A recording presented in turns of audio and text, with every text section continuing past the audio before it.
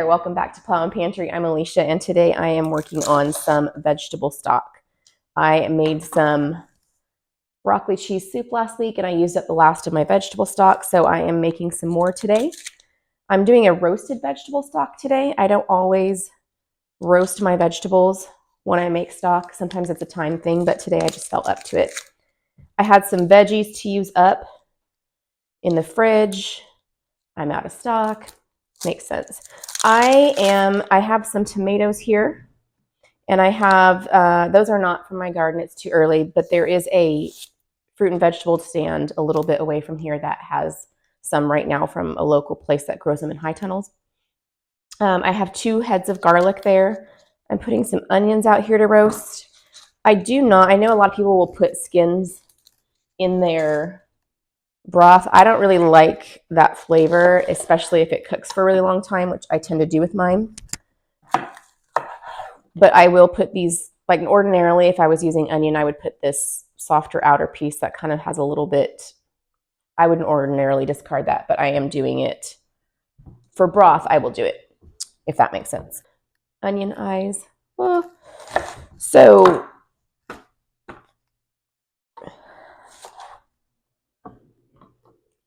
one thing a lot of people do is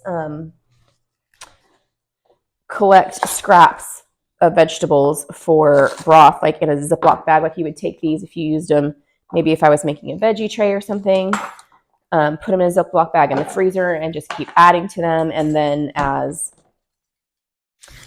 time went on and the bag got fuller, take it out and make broth with it, which is a great idea. I, though, tend to use my veggie scraps for my chickens, unless it's in the middle of summer, in which I have a ton of them and I can do both. This is my chicken tub right here. So I don't have a bag of, my oven is preheated. Ugh, my eyes. I gotta wash my hands and eyes.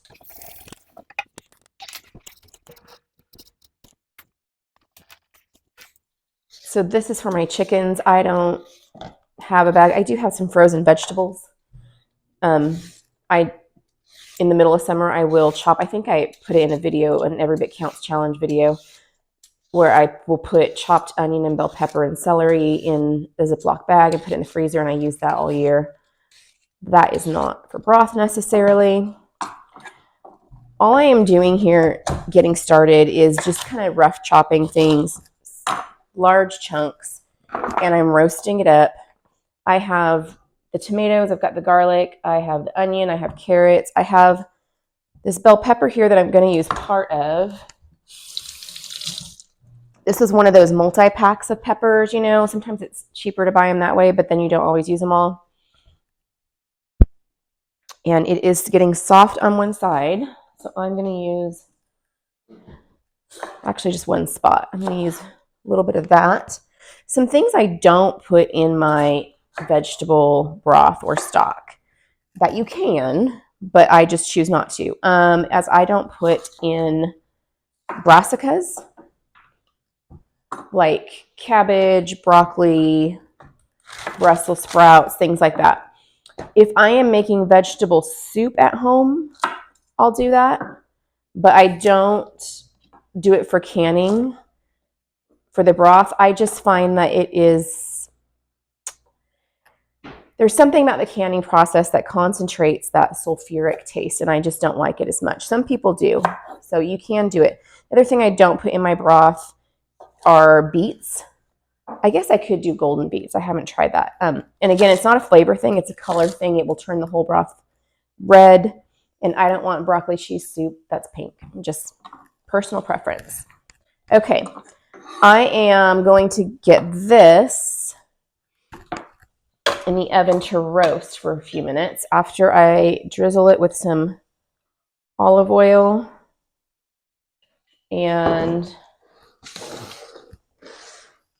I'm going to generously salt and pepper it. I don't heavily salt my broth itself. I like to add that kind of thing into the recipe, not into the canned broth, and so I get a lot of flavor into these vegetables. For the garlic here, I'm just going to make sure that they're well rubbed, but the rest I'm going to try to like get them coated For the garlic, I did take out the outer paper and then chopped off the top so the inside cloves would be exposed. Spread this out as well as I can. My oven is preheated to 400 degrees. And I'm going to get that in there for about 30 minutes until things look pretty brownish.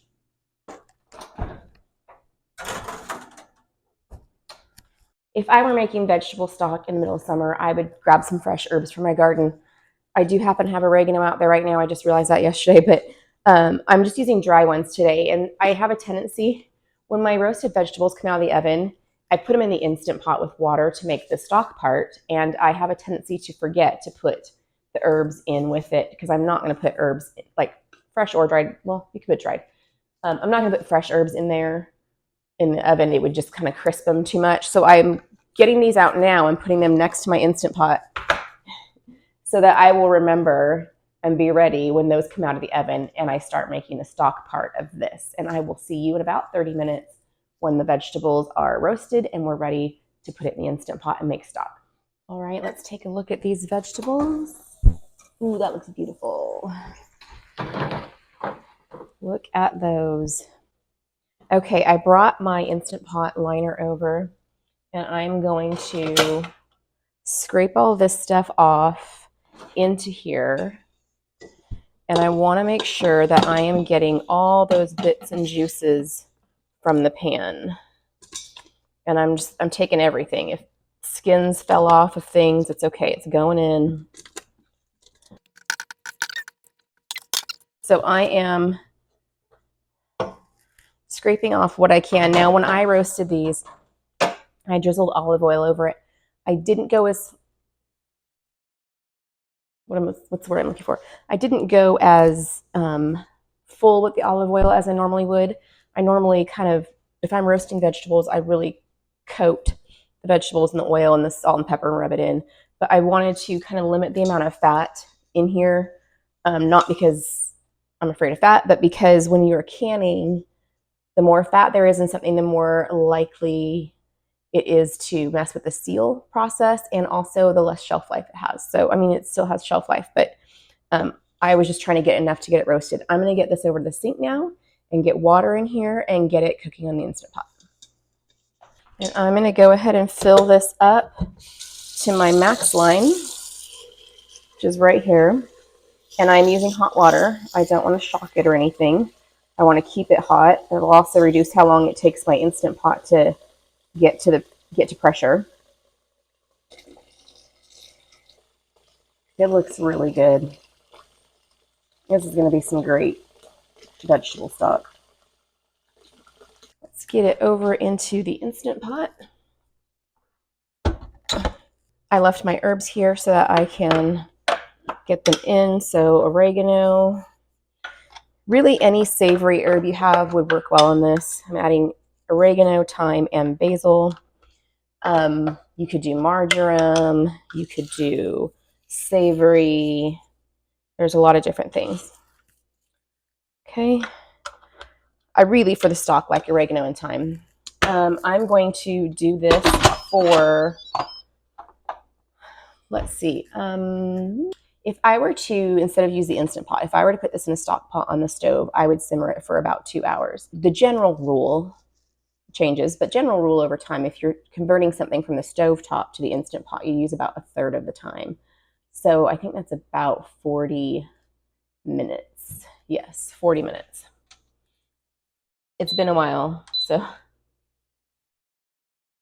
All right, I'm gonna let that cook and then I will strain it and get it into jars. While it's cooking, I'm gonna go ahead and get my jars hot and washed. For pressure canning, well, any canning to help prevent siphoning, you want the jars and the water you're putting in the canner to be about the same temperature as the food you're putting in. So since this is gonna be hot coming out of the Instant Pot, I want my jars hot and I will put hot water in my canner. I'm also gonna get my canner ready. I'm using my digital canner today, my electric pressure canner, so I'm gonna get that out and set up over here as well.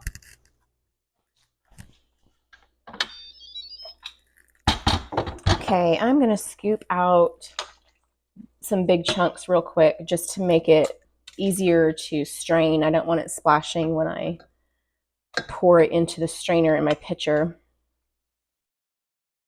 I am guessing that I could actually use these vegetables for a second strain if I wanted to and just cook it a little bit longer to make sure I'm getting everything out of it. I'm not being really crazy about getting everything right here. I'm just trying to get out the main big chunks. I just really don't want it splashing on me because it's really hot and making a mess when I put it in the pitcher.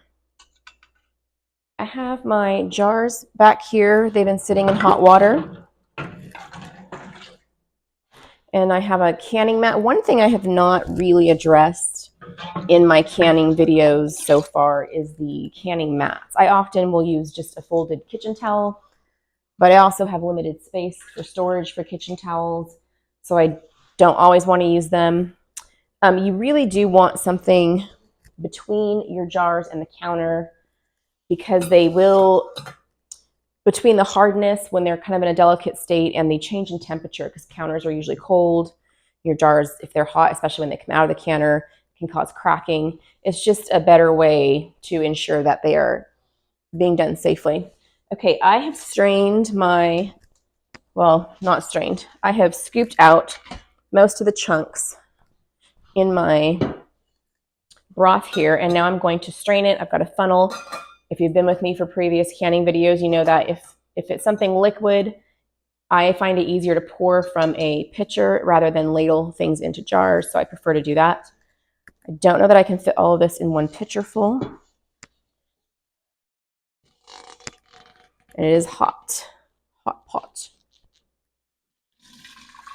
Some people are straining purists. Like they will strain through mesh and cheesecloth and lots of things just to get it super clear with nothing floating in it.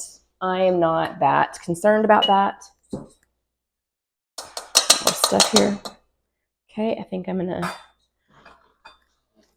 I have a little more in there, but I'm gonna get this into jars first.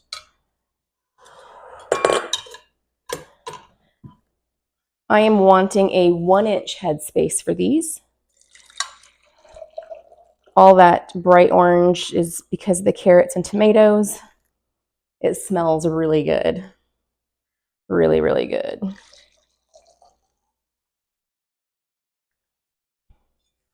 I might do a second drought or a second batch with the same vegetables just to see how much color difference there is. How much richer is this batch versus what the next one would be.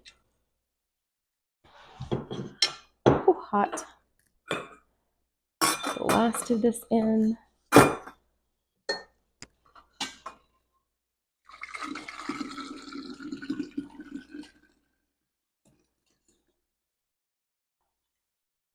I do tend to get a little bit of messy because I can't hold a lot of, like that's heavy. I can't hold it and the strainer when it's full. That's just my lot in life, getting older.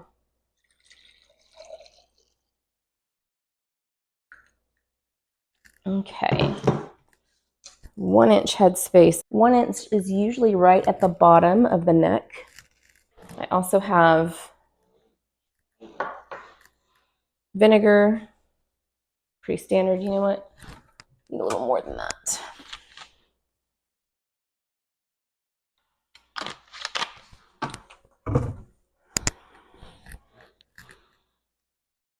Wiping the rims. Making sure they're nice and clean, get a good seal on them.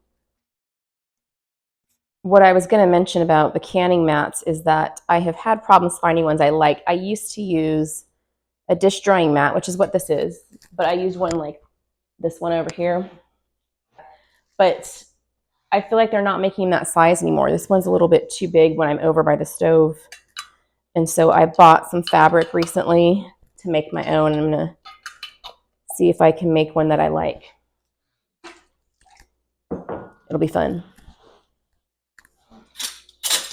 Those vegetables also could go out to the chickens when I'm done with them. They don't need to be discarded. They could be composted. There is onion and garlic in there. My chickens don't mind garlic. They actually like garlic, and they'll just pick out the onion. It'll be fine. So when canning your own recipes, you want to use the pressure time for the longest ingredient in the canner. In this case, there are a couple things that tie for needing 40 minutes. This is a weighted gauge canner here. So I'm gonna do this for 40 minutes. I'm using tap water as hot as I could get it. This canner needs 8 cups or 2 quarts. Set it to exhaust. And 40 minutes.